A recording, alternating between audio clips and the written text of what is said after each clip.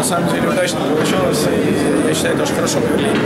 Таким образом поверили в себя, и думаю, нам это поможет сегодня. Все-таки были сложности сегодня, удалось разрешить, что было в перерыве, там, в первом или во втором, после которого все, можно сказать, менялось.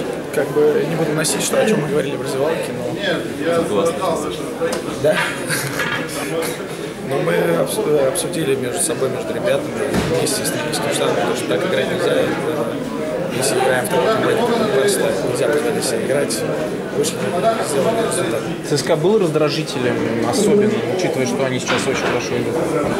Знаете, у нас сейчас такая поездка, тяжело по-другому на команду настроиться. Даже Магнитка сейчас ЦСКА, то есть хорошая команда, показывает хорошую игру. Настраивались как на финал. Какой подарок вам сделали команды, может быть, сегодня утром или сегодня вечером сделает? Торт да хотя бы, или вы, может быть, проставите? Насчет я проставлюсь, не знаю.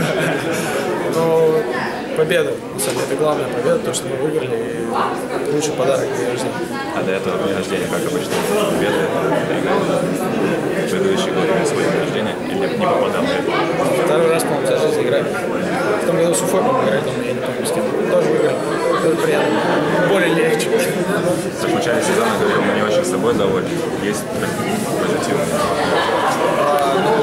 Есть над чем работать.